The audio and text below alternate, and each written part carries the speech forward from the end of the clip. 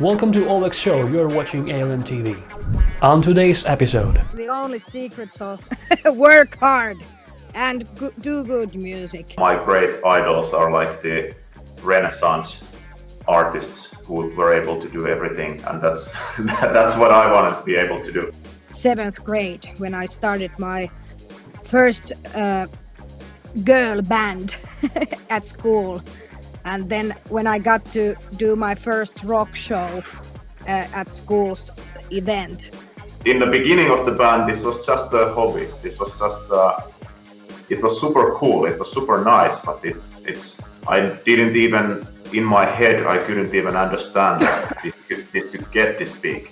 And like Juuso said, the stakes are getting higher and the work gets harder the higher you get, and it's never getting easier. But it's so rewarding in the end. So no pain, no gain. on today's show I'm privileged to have two special guests. Amazing songwriter and vocalist, frontwoman of the notorious BattleBeast band Noora Louhimo, and co-founder of the band, guitar player, photographer and IT savvy Juuso Soinio. BattleBeast has released 5 studio albums. Their records hit top positions in Finnish music charts for the past 5 years, reaching 11th position in top 20 music charts in Germany last year. Winners of numerous international music awards and Metal Album of the Year, granted by Emma Awards for the band's latest album No More Hollywood Endings back in 2019, being the hottest on the list so far. The band has toured around the world and has dedicated fans and followers in Europe, America and Asia. With that being said, Noora and Juuso, welcome to the show. Thank you very much. Thank you. Nice to be here. So guys, how long exactly you've been making music? Since forever. Yeah. 2008 and I joined 2012. So it's been over 12 years. First singer joined somewhere 2008, but this band has existed even before that in different forms, like with different names and whatever. But yeah, it's really since forever. Kind of since I was like 15 or something. You've been crushing the Finnish music charts for the past 5 years. I bet you know the secret sauce. Yeah, I was just saying that actually the only secret sauce is work hard and do good music. And fortunately for us, we have found our fan base for our music and for our live shows. So I guess we got lucky. First of all, it's good to mention that currently in the band there's many people writing songs, so it's not like me and Noora. It's actually like Joona and Janne are writing maybe 90% of the songs, so they would be the right persons to ask about the, like the secret of writing great songs. Looking how they work and how I ever managed to do something good, it's only by doing a lot of stuff. Like as Noora said, it's a lot of work, and there's like, to make one good song you have to make 20 crappy ones. So it is not like that you just make a song like that. So there is like in somewhere in the deep in the archives there is really like hundreds of really shitty songs, which will never be released.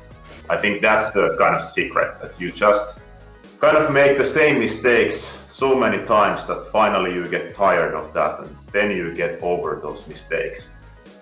Exactly. But yeah, you have to work hard, but in certain way. It's like you also have to learn from your mistakes. You have been traveling around the world pretty much. You've been in America, in Europe, in Asia. In your opinion, does Finnish rock music appeal to the international audience? And if yes, why?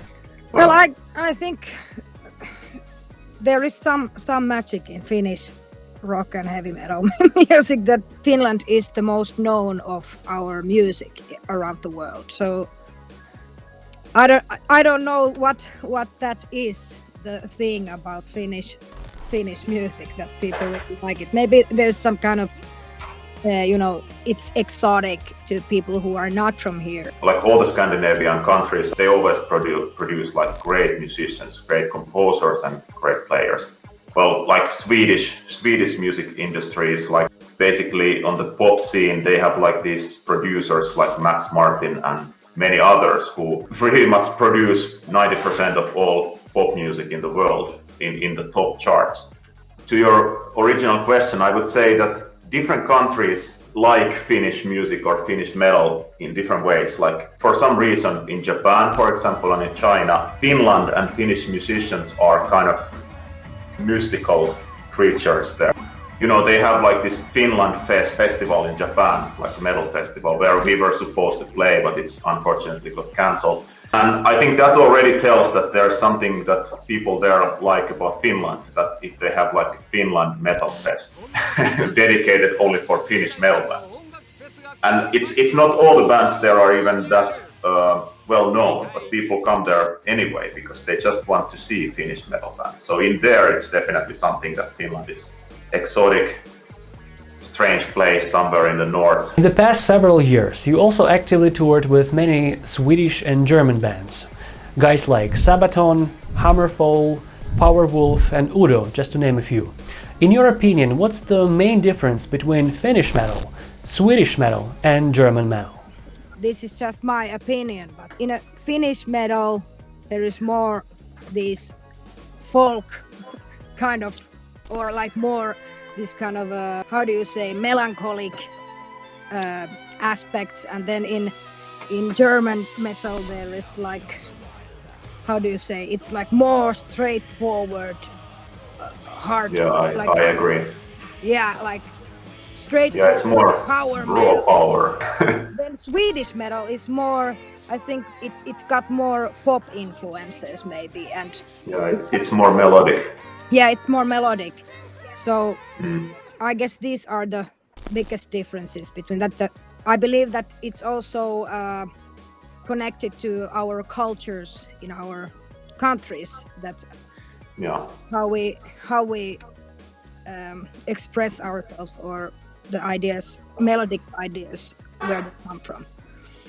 Yeah, this is really funny. I have to say that those were exactly the things that I was thinking. Like, I agree with this completely. Like, I would, like, in short, it's like Swedish metal and Swedish everything music there is more super melodic. It's like the most melodic place on earth. Then Finnish music is almost always melancholic, sad, and then German is like kind of more simple and powerful. It's just like, so yeah, like in this is, of course, it's a generalization, so there is a lot of exceptions, but overall, like those big ones, like Accept and U.D.O from Germany, they're definitely, you know, they're really based on power and that kind of beat, that kind of stuff. And Swedish bands definitely have the melodies, and Finnish bands are always about sadness and suicide and that kind of stuff. Except our music. Yeah, we are not our music exactly like that. Our music is a combination of all these different categories. Yeah, I hope so. Back in 2011, you've signed with notorious Nuclear Blast from Germany. How did that affected your creative process, your writing, and life of the band overall? Record labels, they work, like even the same label can work very differently with different artists. And then there is like this general thinking that record labels are always the bad ones, you know, that they create the artists and they push them to do something and whatever. And that might be true, and I know it's true in some cases, especially in pop music, when they kind of create the artist, when they take some nobody person who maybe can sing or who maybe is good looking, and they kind of create the whole thing there. Then the record label also has more power, because that person, that artist isn't really, you know, is kind of made by the record label, so then they kind of own it. But I think with metal bands and with Nuclear Blast, it's much more just a business kind of thing, that they don't really tell us, they don't push us to do anything. They are there and they're waiting for us to give the songs, and then they're like, okay, great, let's publish, and then maybe they suggest that they would like to put like this song as a single and that one as whatever. But that's pretty much it. They are record label, so they just release the record and they do the marketing and that kind of stuff. But they don't really. They basically don't. If we don't want, they don't interfere with the creative process at all. Like not at all. Your shows are often very theatrical, explosive and full of positive energy. Where do you get ideas and inspiration for the stage performance? We have always had this, it's like our trademark that we always give 200% on stage to our audience. It's very important to us that it's every time very much like that no one ever thinks that they were so lazy and bored looking on the stage. So our main goal is to entertain the people the best way every time we are on stage. Of course, that is not something that just comes necessarily naturally from someone, but in our case, fortunately, everyone in the band are doing very energetic show in their own parts, and it's so great that we have this combination of different kind of personalities in this band, but everyone's got their own style in performing. For myself, it's like I can't be still when I get on the stage. It's like I feel like if I restrain myself, it's like I don't give everything to the audience, and I believe that's the same thing with everyone in this band. I always have these great, crazy ideas, and many times my bandmates tell me that, Noora, we don't have that budget, or that's impossible. We can't, do this or that. But then, in the other hand, we also together try to put up ideas what we can do now and what we can do in the future. And it's a constant thing in this creativity that. Whenever we got good ideas, of course, some things we just have to postpone, but put in the future. And some things like what we can do right now is to, for example, put effort to our lights on stage and some of the effects like pyros or whatever like that we can entertain the people more in a visual way. And I think it's especially nowadays when the streaming has become like the major thing in the music business, it's very important to put effort to the live shows and to get people to come to the shows, buy the tickets, buy the merchandise and get entertained, because we don't sell CDs like anymore so much. So I think this is the future anyways in the music business, and we are definitely doing that right now and developing it forward all the time. There's Janne is really doing a lot of work for the tech stuff or the stage setup, and then also the light engineer who is working with us, he's kind of our friend also, like he's working really tightly, or we are working very tightly with him. So it's like he has these ideas about lights and we just kind of push him like, yeah, go for it. And like, and it's also like we put money into that. It's like if on our live shows there are more lights than the other band, it's because we paid for that. It's not like the festival paid it or something, but we just decided that we want to make it look better than the other bands. So we just brought out our own lights and our own stuff. So yeah, it is something we just decided that we try to use everything that we have right now and push it to the maximum. And it's not easy. It's sometimes really difficult because, for example, on the festivals, the changing times are really tight, and if you bring some extra stuff there, you are risking that that everything can blow up, because if you don't get them working on time and that kind of thing. But yeah, we don't have a director, we are crazy, we just talk about stuff and sometimes these ideas work out. And also in this thing, it's the same thing. There is like an archive of shitty ideas that never got used. But it's good that, you know, for every 20 shitty ideas, there's one good one. So that's how we came up with that stuff. With the high intensity of your regular touring schedule, having so many shows in a row and giving, as you mentioned, 200% of yourselves every time, it might be quite emotionally and physically drowning. So how do you get ready for the shows and how do you decompress after? I sleep a lot. It's like my medicine for everything to get prepared. I sleep like when we are on tour. I sleep about 11 hours per day. And this is not true, enough. at least. Yeah, and then of course some warming up before the show and putting up all the makeup and stage clothes and stuff like that. So that's the basic thing. And after the show, we open a bottle of beer and cheers and then go to sleep in some point. And then the cycle continues. Yeah, that's actually something I don't really think about it that much, because there's like before the show, you will get naturally, or I will start to get a little bit nervous, and which is good, like kind of good stress.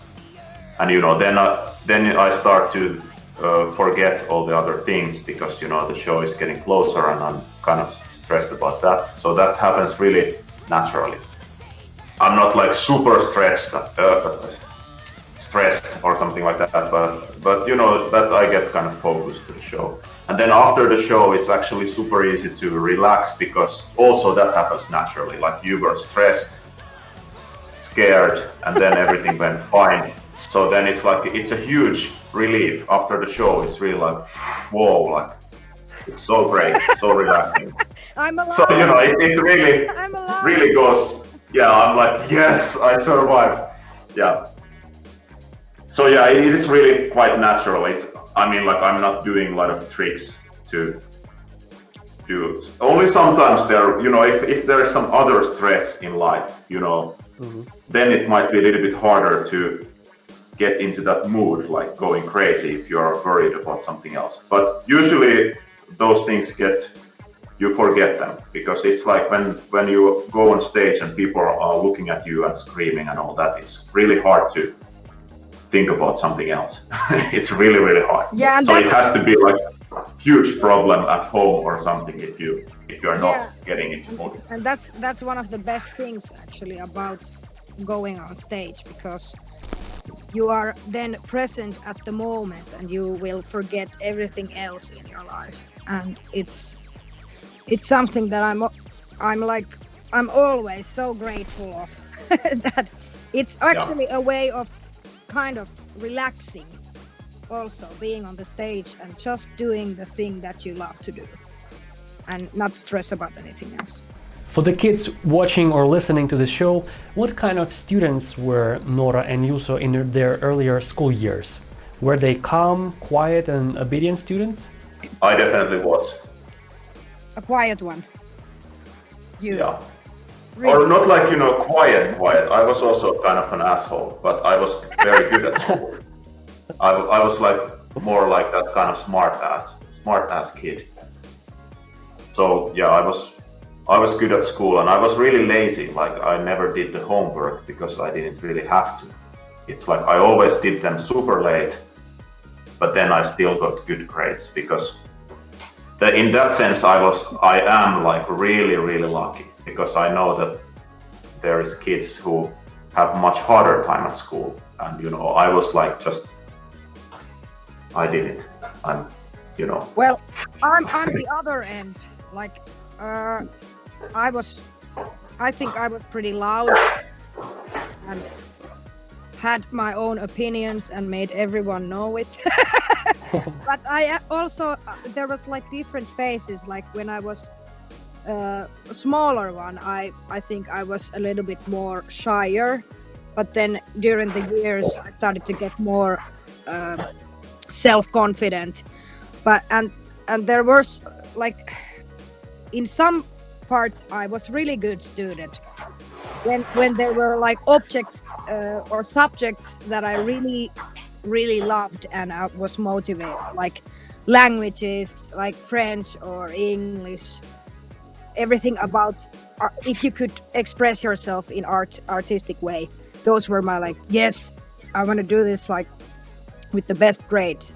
But then when it came to something like history or mathematics or whatever like this, I was always like, I was the student that I had to do a lot of work to have those homework done, and still I am that way. That because I'm currently a student in a University of Applied Sciences for music production right now, and if there is like, for example, there's a Swedish course, and I remember I have been studying Swedish language over 10 years ago, the last time, and I can't remember anything. So that is like really hard for me right now. But then there are things that are very natural and kind of easy for me.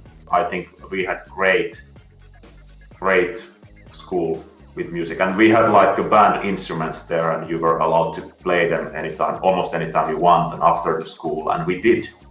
That's kind of where BattleBeast started, with me and Anton, who's not in the band anymore, and Pyry in the after 7th grade.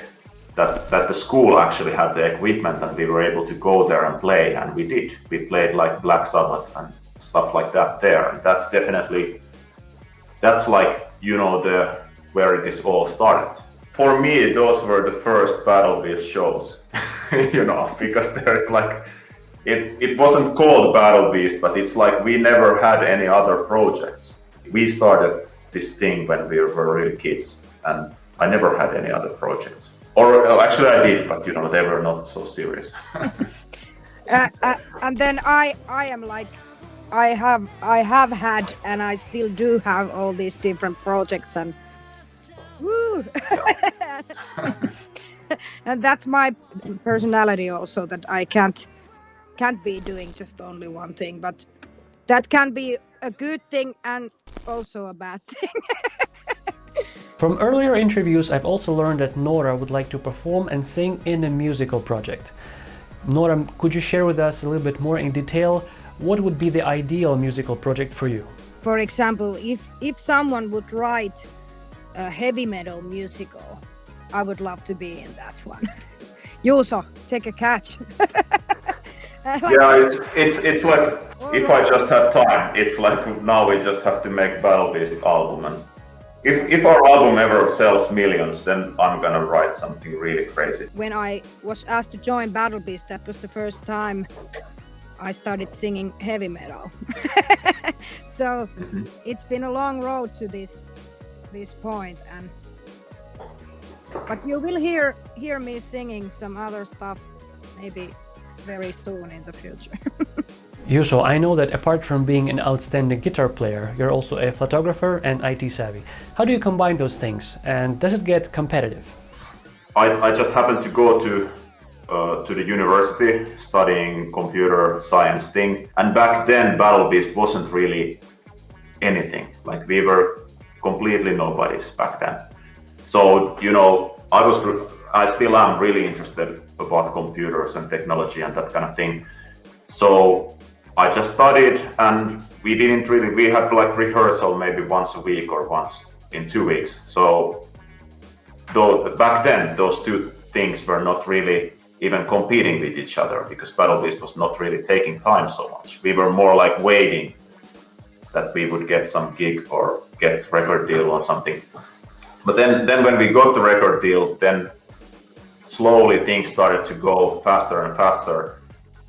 And at some point I was like, I had to do like big stretch to be able to complete the university, for example. For example, when we were on tour with Nightwish, not that one, the next one, I don't remember which band was it even.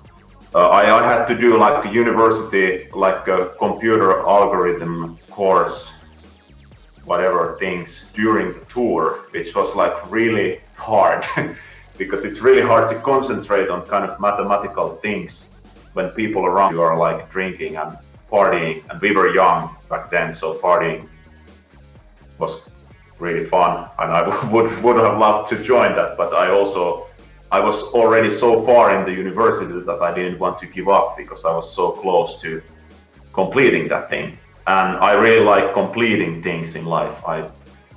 It's like, like leaving something hanging really creates a lot of stress and a lot of like regret. And I don't like regret. So I don't want to regret stuff. So that's why I pushed. I don't think I could do it again, I have to say. I was able to do it because I was young, but nowadays I would be too tired. I couldn't concentrate like that anymore.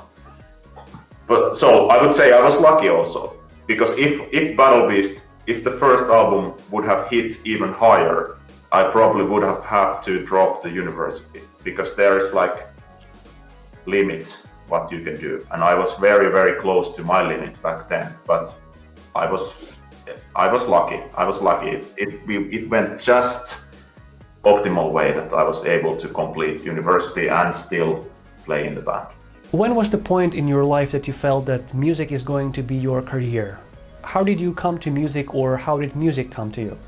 For me, I realized when I was 4 years old that I really want to be a performer or somehow like a star or something.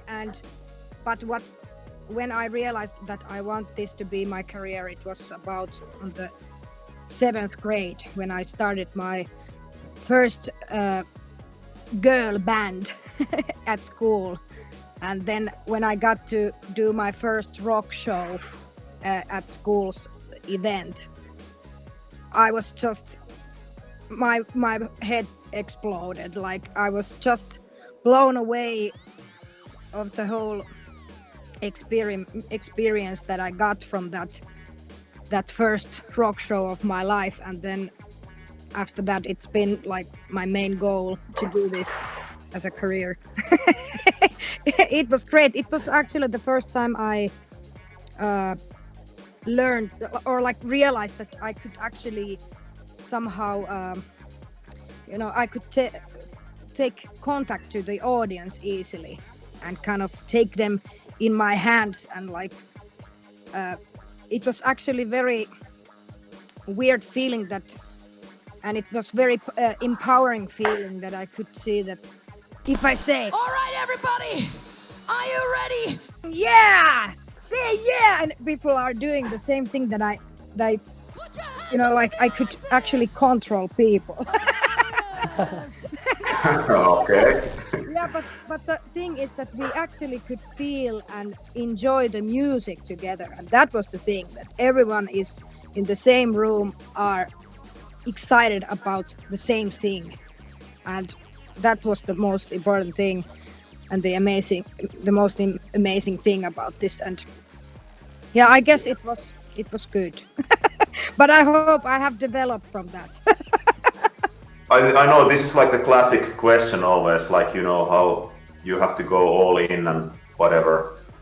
But I've never been like that. My great idols are like the Renaissance artists who were able to do everything, and that's what I want to be able to do. So yeah, this band existed forever, and honestly, it's a great story to tell that we knew since the beginning that we wanted to make it big and blah blah blah. But I don't think that's the case. Like, we started completely from nowhere, and we didn't know anything. We were kids and stupid and really bad musicians back in the days. So in the beginning of the band, this was just a hobby. This was just it was super cool. It was super nice, but I didn't even, in my head, I couldn't even understand that it could get this big. So then only like much later, like maybe like a couple of albums ago, I started to realize that we have a chance, that this is actually going so well that we have a chance to make it really big.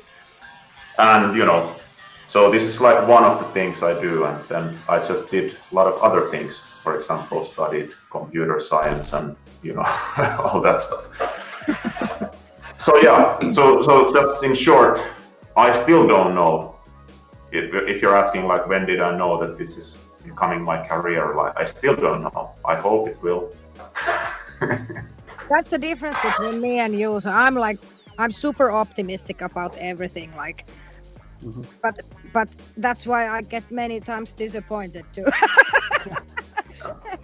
Yeah, honestly, everything looks good, but it's also something that I've noticed that, you know, for example, a lot of people are kind of jealous and they are thinking that now everything is like settled for us, that now it's so easy and all that. But that's like so much not true. It's like every time when you go higher as a band, like kind of to the next level, if you will, then you get like the next problems. Like it's also like the challenges get bigger and the pressure gets a lot bigger. Like now when we have to make a new album, it's a really high pressure. Like we want to make better album than ever before.